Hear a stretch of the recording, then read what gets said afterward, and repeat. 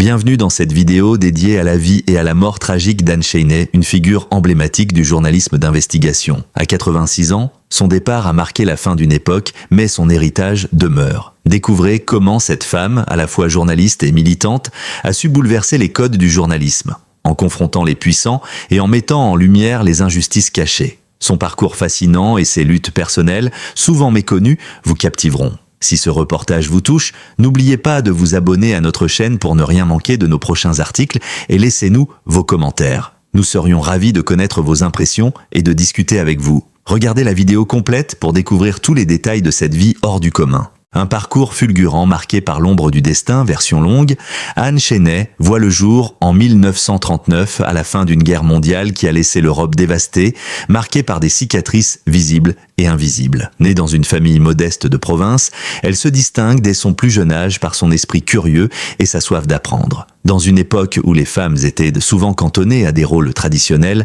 Anne a su s'imposer grâce à une détermination sans faille.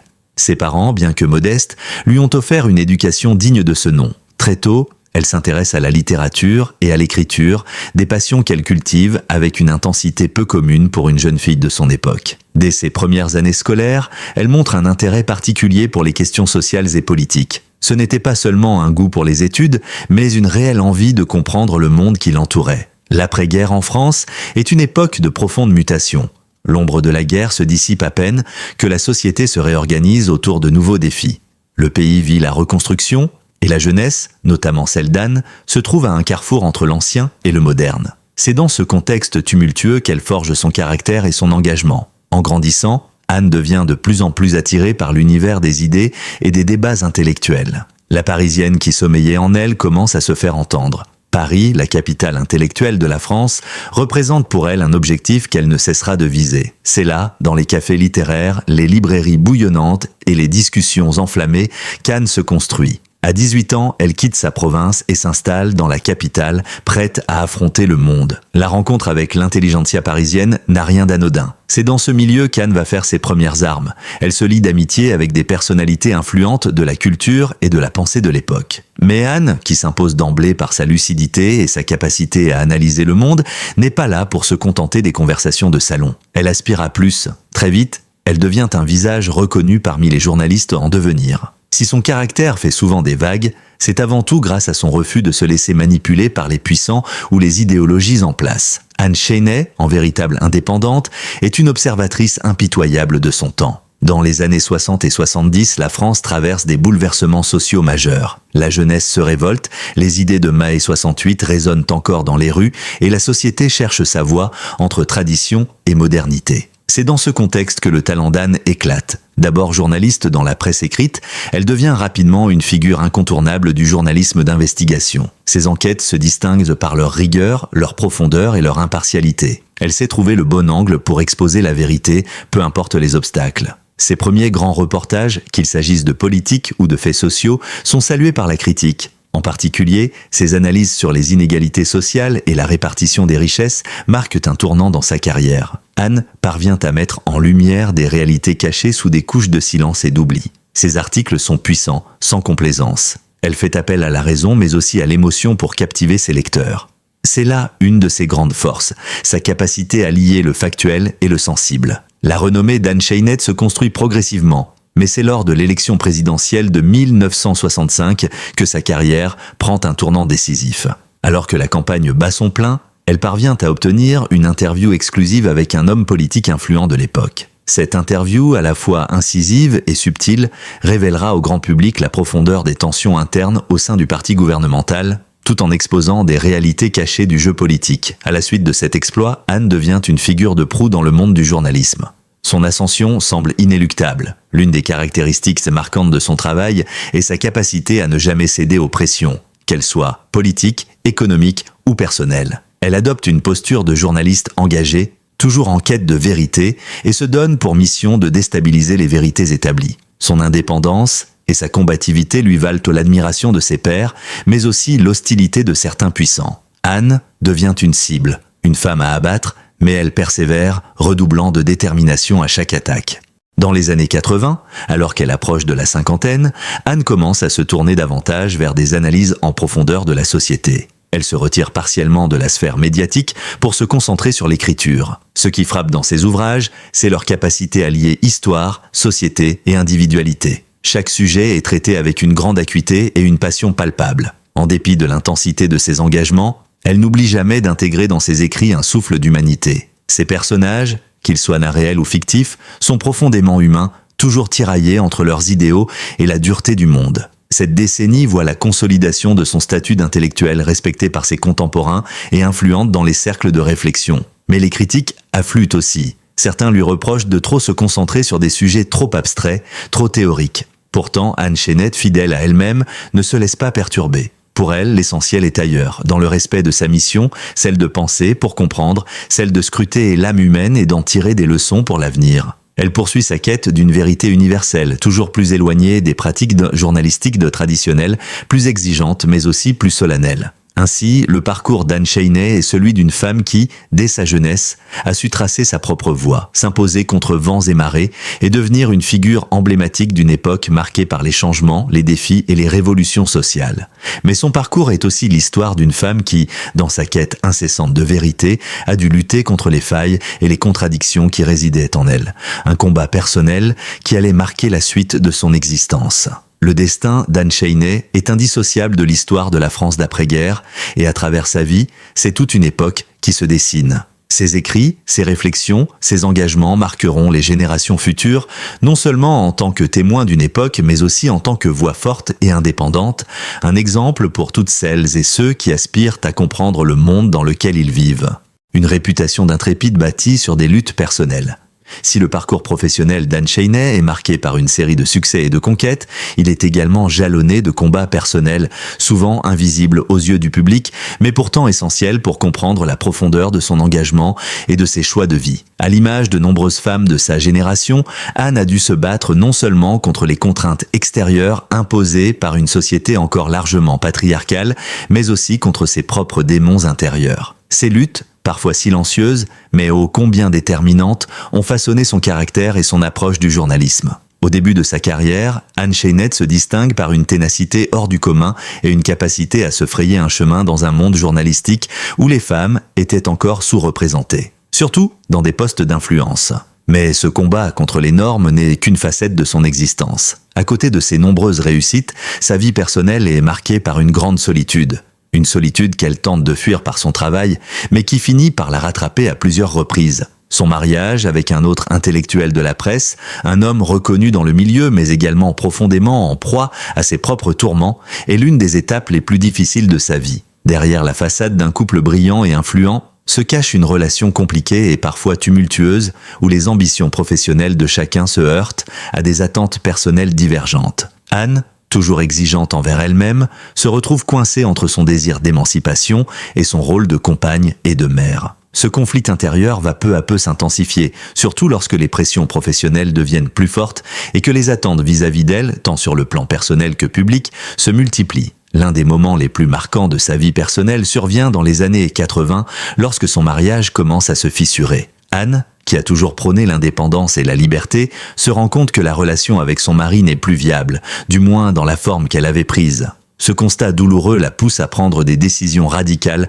mais nécessaires pour préserver son bien-être et sa liberté. Le divorce, bien que douloureux, est pour elle un acte de libération. Cependant, cette séparation ne fait qu'amplifier les questions qu'elle se pose sur l'équilibre entre sa vie personnelle et sa vie professionnelle. Ce dilemme la hante. Comment concilier ses engagements professionnels, souvent absorbants, avec son besoin de sérénité et d'intimité? Au fil des années, le poids de ses épreuves personnelles, combiné aux pressions externes liées à sa carrière, commence à avoir un impact sur sa santé mentale et physique. Anne est de plus en plus consciente des effets de l'épuisement accumulé. Elle se trouve face à des choix difficiles, car sa carrière et ses engagements exigent de plus en plus de sacrifices. Mais elle comprend également que sa vie personnelle et son bien-être doivent passer avant tout. C'est dans cette période qu'elle se tourne vers des pratiques de méditation et de réflexion introspective. Elle commence à écrire davantage, non seulement pour le journalisme, mais aussi pour elle-même, cherchant à mettre en lumière ses propres questionnements existentiels. Elle utilise la plume comme un exutoire, une manière de vider son cœur et d'organiser ses pensées. En dépit de ses doutes et de ses remises en question, Anne ne renonce jamais à ses valeurs fondamentales.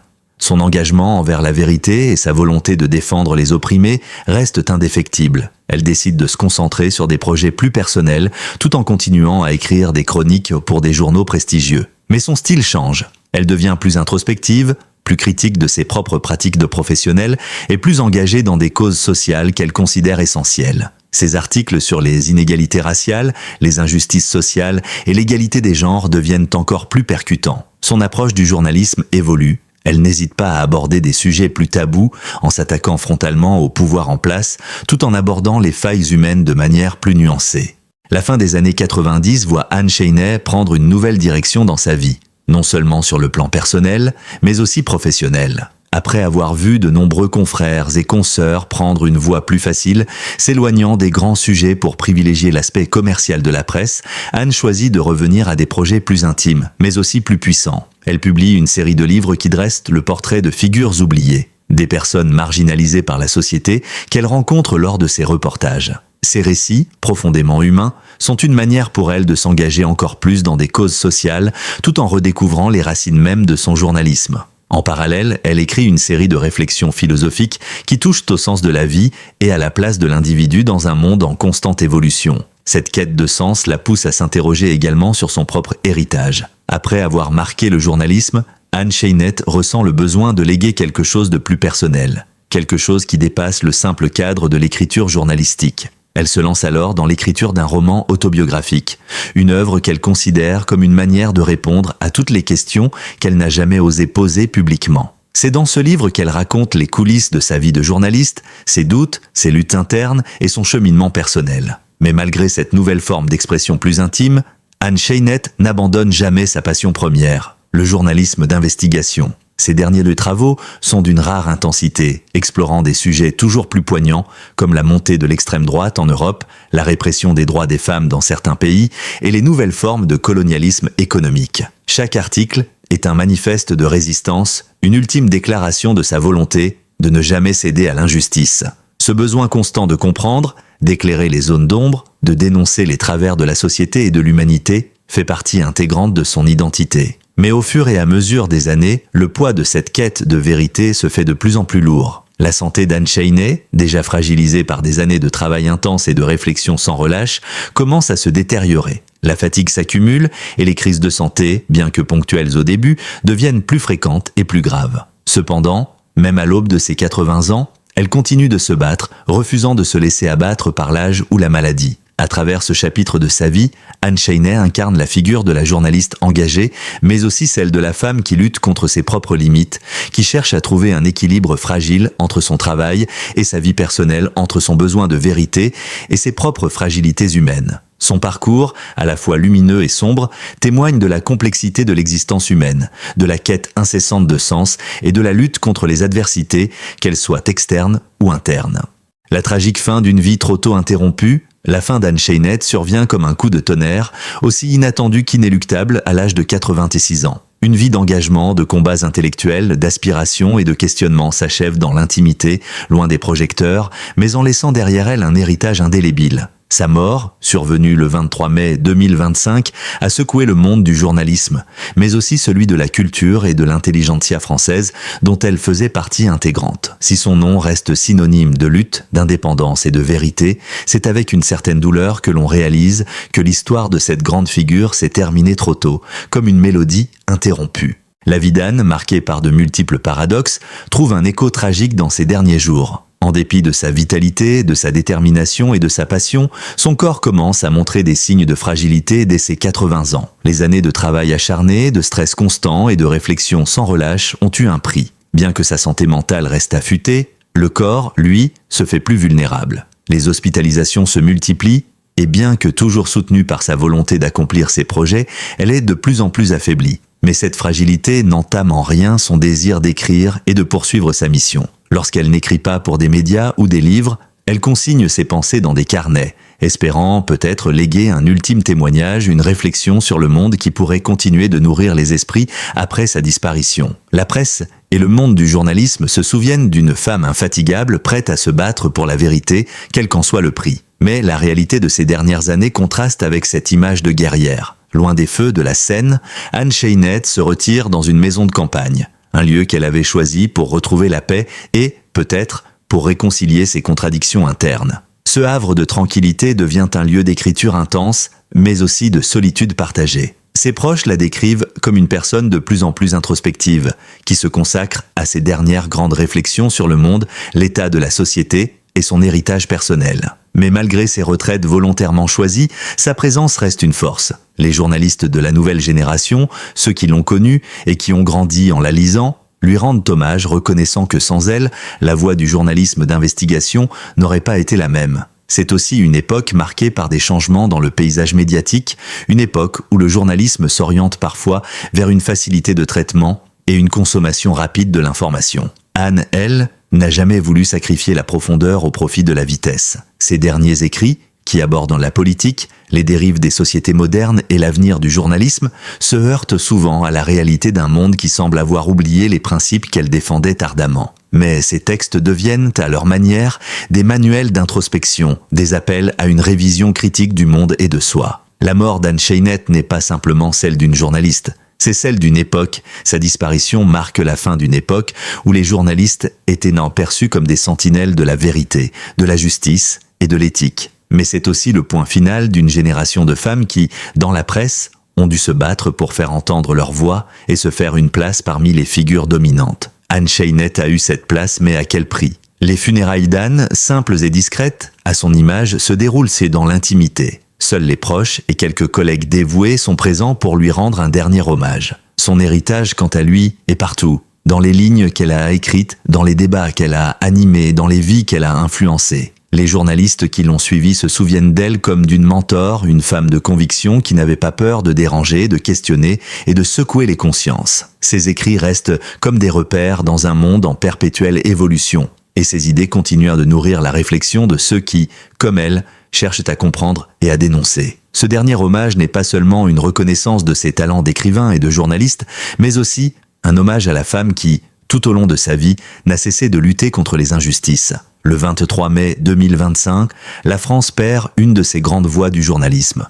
Une femme qui a su conjuguer la rigueur de l'investigation et la sensibilité humaine dans une époque de plus en plus marquée par le spectacle et la superficialité. Mais la question qui demeure après la disparition d'Anne Scheinert est la suivante. Quel héritage laisse-t-elle derrière elle? Peut-on véritablement saisir toute l'étendue de son impact sur la société sans s'engager pleinement dans son travail, sans remettre en question les structures mêmes de notre quotidien? La réponse, sans doute, réside dans les livres qu'elle a écrits, dans les témoignages de ceux qu'elle a formés, dans les questionnements qu'elle a laissés derrière elle. Anne Scheinert n'a jamais cherché la gloire. Elle ne voulait pas être un nom sur un monument ou une figure de cire dans un musée. Ce qu'elle souhaitait, au fond, c'était faire réfléchir, c'était bouleverser les certitudes et rappeler que, même dans les moments les plus sombres, il y a toujours une vérité à découvrir. Un vrai journaliste, selon Anne, n'est pas celui qui accepte l'apparence des choses, mais celui qui pousse les portes closes et éclaire les recoins sombres. La fin d'Anne Scheinert, alors que la société continue d'évoluer, est une tragédie, certes, mais elle n'est pas qu'une fin. Elle est aussi un appel, un héritage, une invitation à poursuivre sa quête. Et si sa voix s'est éteinte le 23 mai 2025, son œuvre, elle, continuera de résonner dans les esprits et d'influencer ceux qui, à leur tour, tenteront de dénouer les mystères du monde. Merci d'avoir regardé cette vidéo. Si vous avez apprécié ce contenu, n'oubliez pas de vous abonner à notre chaîne pour ne rien manquer des prochaines vidéos. Chaque abonnement est une véritable motivation pour moi et m'encourage à continuer à produire du contenu de qualité. Si vous n'êtes pas encore abonné, c'est le moment idéal pour le faire. Et n'oubliez pas de cliquer sur la cloche de notification pour être averti dès qu'une nouvelle vidéo est publiée. Vos commentaires sont aussi très importants, alors n'hésitez pas à partager vos impressions et vos réflexions sur ce sujet dans les commentaires ci-dessous. Cela m'aide énormément à améliorer mes vidéos et à vous offrir du contenu toujours plus adapté à vos attentes. Encore une fois, merci pour votre soutien et à très bientôt pour une nouvelle vidéo passionnante.